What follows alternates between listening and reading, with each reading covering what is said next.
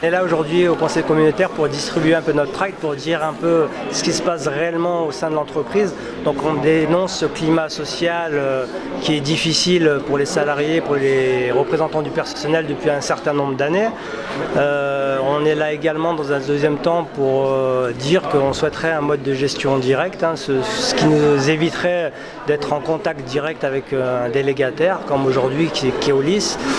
Et à chaque fois qu'on sollicite l'agglomération, le vice-président ou d'autres élus pour nous aider justement sur ce qui se passe dans notre entreprise, on nous répond systématiquement que le contrat a été signé avec le délégataire et qu'ils ne peuvent pas intervenir et qu'ils ne peuvent rien faire pour nous. Donc c'est pour ça qu'on multiplie les actions.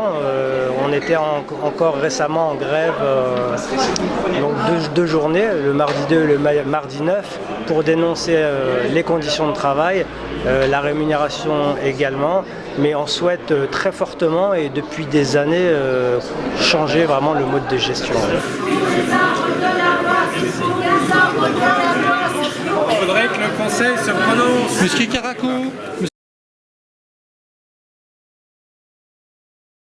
Monsieur Cargo, les personnels de Sacrobus ont été encore une fois en grève et apparemment vous ne dites rien en tant que vice-président de mobilité. Comment ça se fait? C'est une question qui est interne au délégataire. Et donc le politique n'a pas d'arbitrage à faire dans ce contrat? Merci. Pas dans celui-là. Les personnels, ils attendent quand même une réponse du politique. Est-ce que c'est pas une impuissance de votre part?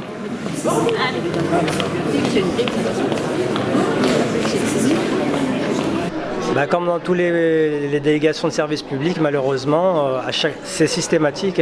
Dès qu'on délègue un contrat, il est dit de voir directement avec le délégataire. Et c'est pour ça que nous, le seul levier qu'on a, c'est de dire on ne veut plus avoir affaire au délégataire, donc on veut un mode de gestion qui est en direct.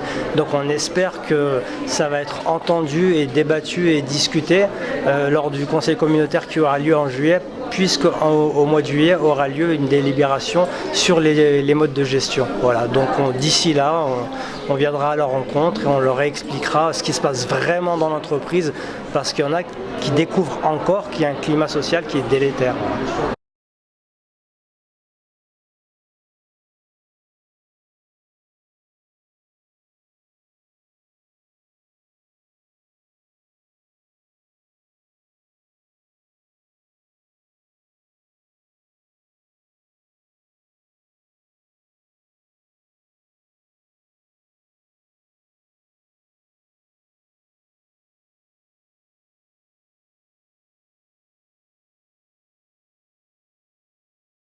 L'offre de transport Synchro Access, ou plutôt comment passer d'un service à succès labellisé Capandéo à un service dégradé, et selon.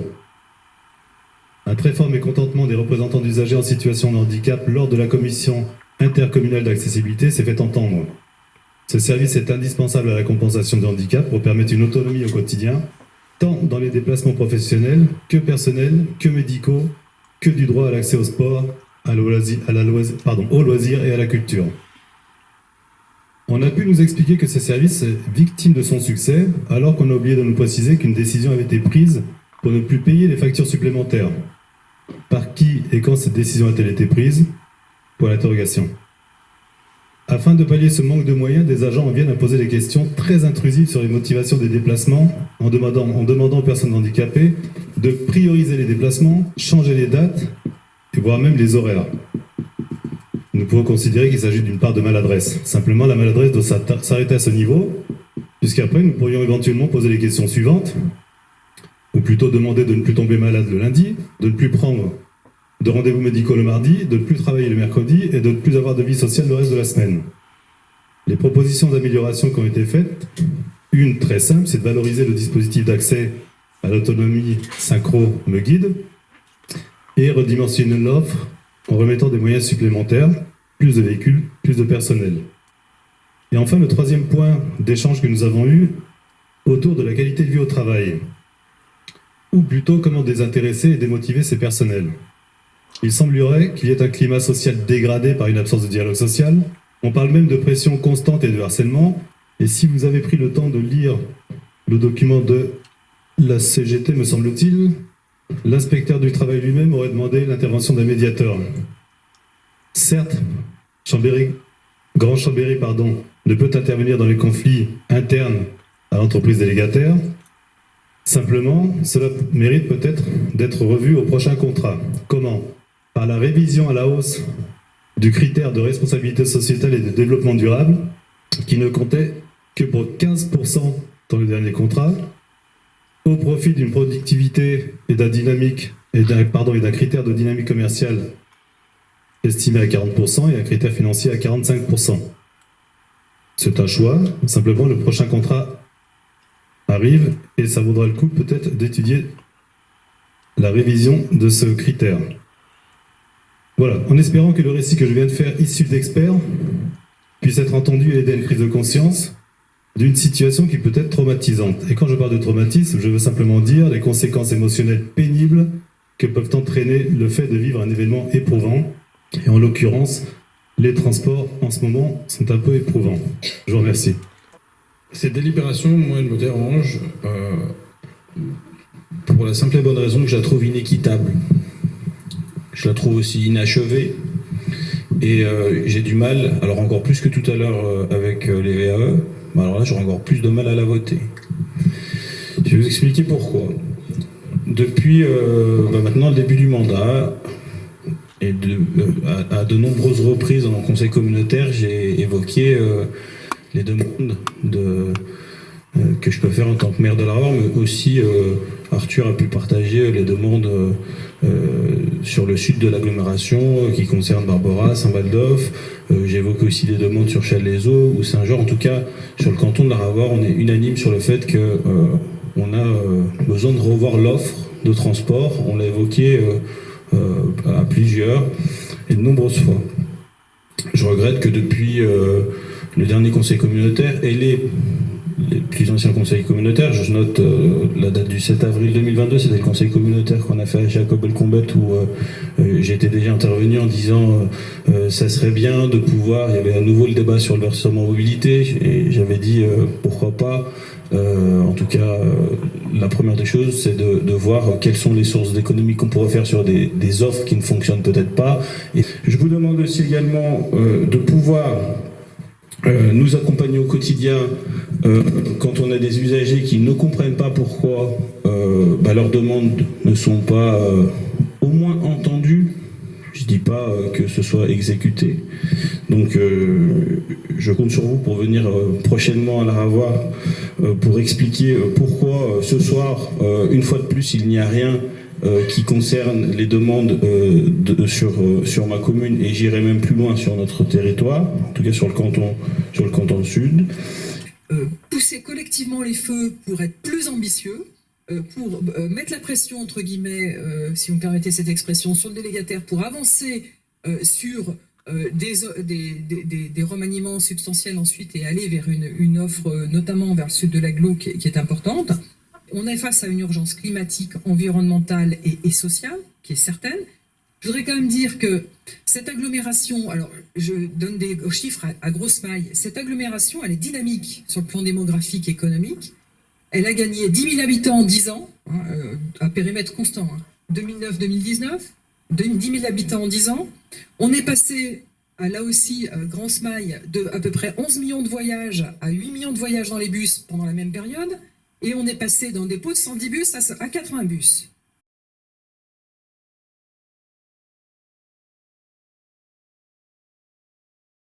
Alors là, je pense vraiment que là, les chiffres et les faits les chiffres sont têtus et il y a vraiment un problème. Il y a un problème de dégradation de l'offre, de TC, et ça, il faut vraiment collectivement qu'on avance. Donc, ce soir, c'est un premier pas, trop petit, certes, il faut le faire, mais il faut vraiment collectivement avancer pour l'avenir et rapidement. Voilà tout ce que j'ai à dire. Nous avons tous pointé, d'abord le maire de Bassin, un défaut de méthodologie avec absence de discussion, de rencontres, parfois qui n'ont jamais eu lieu, contrairement à ce qui nous a été dit, entre le vice-président et les maires. Le deuxième aspect, c'est que pour le Sud, nous découvrons aujourd'hui, même si on a eu une réunion pour Saint-Jean-à-Prieuré, au bout de 3 ans, tardivement la partie du mois dernier pour découvrir que manifestement nous n'avons pas assisté à la même réunion.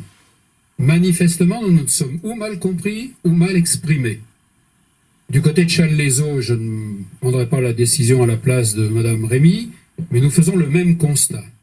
Nous avons fait à 4 intervenants 4 constats similaires. 1. Pas de concertation, pas de co-construction, pas d'élaboration, pas de simulation, pas de possibilité d'adaptation, par exemple sur le cadencement, par exemple sur simplement un schéma qu'on nous plaque sans discussion avec des élus, des maires qui n'ont pas été rencontrés. Jamais. Au bout de 3 ans de mandat. Manifestement, ça ne vient pas simplement du délégataire. Ça vient aussi, là, d'un problème de méthode, où si on devait pointer le nombre de réunions techniques qu'il y a eu entre la direction opérationnelle de notre délégataire et le vice-président en charge, nous serions surpris, comme l'un d'entre vous le demandait, du pointage du calendrier. Donc, pour les communes du Sud, pour lesquelles nous avons concerté entre le maire de Laravoir, le maire de Challes-les-Eaux et le maire de Saint-Joire, de façon à permettre le pas que vous avez signalé, madame, qui permet d'avancer, nous souhaitons que soit retiré de cette délibération ce qui concerne le secteur sud strictement. Et donc, la partie qui intéresse le tour différentiel de la partie centrale de Chambéry, si elle doit être élaborée parce qu'elle rend un service supplémentaire et qu'elle permet d'avancer, c'est pas l'objet de bloquer cette possibilité. Par contre, nous ne voterions pas et nous demandons fermement que soit retiré ce qui concerne le secteur sud, et peut-être bassin si le maire le souhaite, parce que ça n'a pas été travaillé, ça n'a pas été co-construit, et ça ne correspond pas à ce que nous voulons. En exécutif, moi je suis étonné quand même, enfin moi, avec mes adjoints, on discute d'où on va placer le potelet sur la place de la mairie. On discutait 3 fois en municipalité avec les adjoints, et là, en un an, en exécutif, vous n'avez pas pu mettre ça à l'ordre du jour, pour en parler justement. Enfin moi donc en termes de méthodologie, je sais pas comment faut faire, mais c'est sûr qu'il y a quelque chose qui va pas bien. Moi j'ai des municipalités toutes les semaines, je sais pas combien vous faites de réunions d'exécutifs, mais ça fait un an, je pense qu'il faut les transports, là on voit qu'il faut en parler. Nous ne pouvons pas assumer devant nos concitoyennes et concitoyens une intercommunalité enlisée pour 3 ans encore, voire plus. J'en appelle donc notamment au président et à ceux des vice-présidents dont il a apparemment l'écoute pour nous proposer un autre fonctionnement.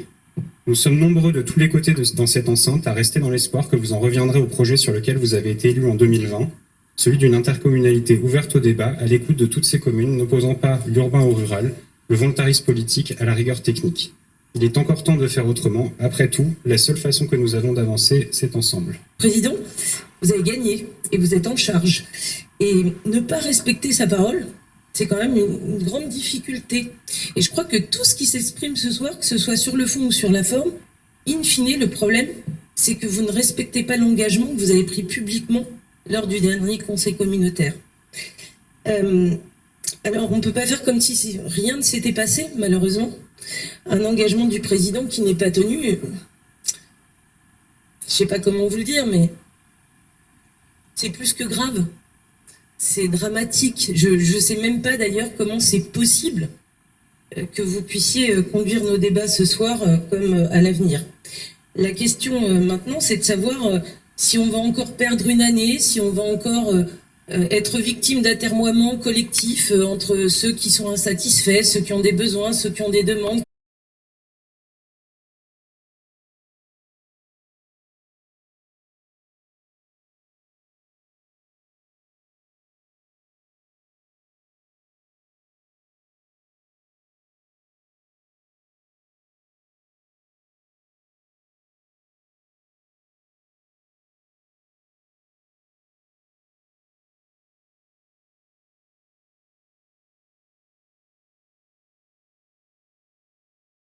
Le troisième point, c'est que j'ai reçu un courrier co-signé par 11 organismes suite au comité des partenaires. Il n'était pas présent. Donc la CCI, le MEDEF, la Fédération des promoteurs immobiliers, il y a toute une liste que je peux tenir à vous. La Fédération du BTP de Savoie, en gros, les contributeurs Donc, m'ont envoyé ce courrier en disant non, c'est absolument impossible d'augmenter ce versement mobilité, on s'oppose fermement. Bon, voilà pour les points qui m'ont poussé à dire, mais finalement, effectivement, ça me conforte, il n'y a pas d'urgence et on n'a pas à faire un conseil communautaire en urgence sur ce point-là.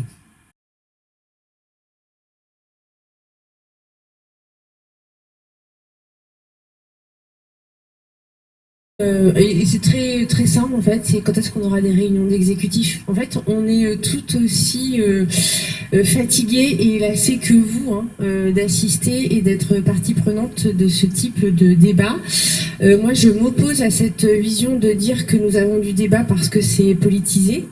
En fait, absolument pas. Nous sommes sur du service public, sur de la desserte en transport en commun des habitants, sur de l'expression de besoins habitants. Et nous sommes navrés de ne pas avancer tout comme vous. En fait, il n'y a pas de jeu mal intentionné de notre part.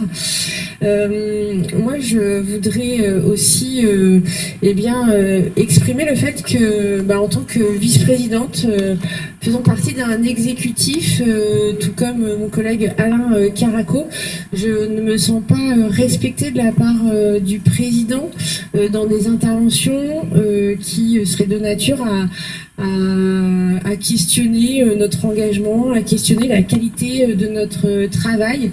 Depuis 3 ans, nous sommes présents, nous sollicitons des réunions de travail pour pouvoir avancer. Nous n'avons pas accès aux mêmes moyens, à la même relation avec les services, à la même relation avec la décision comparativement aux autres vice-présidents, et c'est ce qui peut expliquer effectivement que nous avons des difficultés à venir en séance avec des délibérations et des travaux aboutis. Or, c'est bien évidemment le seul engagement et le seul souhait que nous pouvons avoir ici ce soir.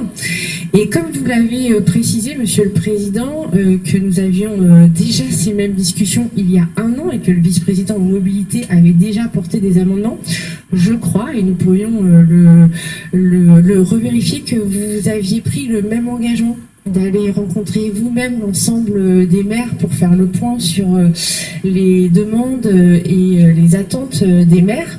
Et donc, moi, je vous demande qu'en est-il et qu'avez-vous fait sur cette année passée, et qu'en aucun cas, on peut reprendre encore 1 an pour que vous alliez voir les maires, pour vous faire vous-même votre idée et déterminer une politique de mobilité. En fait, il y a urgence à agir. Et je pense que nous avons tout ce qu'il faut pour pouvoir le faire. Seulement à vous de prendre vos responsabilités, vos engagements et de les tenir. Oui, Brigitte Beauchaton. Moi, j'entends les propos qui sont tenus ce soir. Et donc, vous êtes en train de parler de défi de confiance. Je ne sais pas, parce que vous tenez des propos, donc nous, on aurait peut-être des accès à des choses que nous n'avons pas. Donc, il y a un manque de confiance, on ne joue pas la transparence. Eh bien, alors, donnez-nous des exemples très précis. On l'a déjà dit ici en séance, vous vous réunissez toutes les semaines en VP7. Nous sommes vice-présidents et vice-présidentes d'un exécutif, alors peut-être pas tout le monde, mais on le sait, on vous croise dans les couloirs, vous faites vos réunions, on n'est pas invité, ce n'est pas juste, ce n'est pas respecter l'instance qui nous a élus, et nous n'avons pas accès aux mêmes informations, décisions, processus, moyens de travail, donc forcément, nos délégations avancent difficilement. Parce que vous vous réunissez jamais, donc c'est bien. Ok.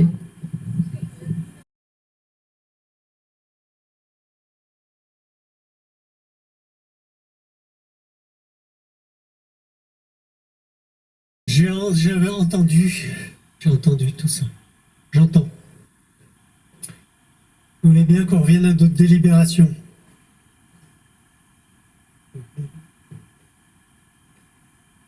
Bon, compte tenu de ce qui vient d'être dit, en aparté avec deux gros maires du Sud, on ne demandera pas à ce qu'on retire ce qui concerne le Sud de la délibération. ce qui nous permettra d'avancer un peu plus vite dans la préparation budgétaire de 2024 avec les éléments sous-tendus. La contrepartie technique, qui va être une imposition, parce qu'autrement les maires vont être vent debout, c'est que ce travail sur le Sud doit être réellement retravaillé avec les 3 maires, le vice-président, de façon à ce que ceux qui n'ont jamais été rencontrés le soient, ceux qui ont été rencontrés le premier trimestre de la mandature le soient actualisés, et que les solutions alternatives qui peuvent être formulées soient réellement étudiées.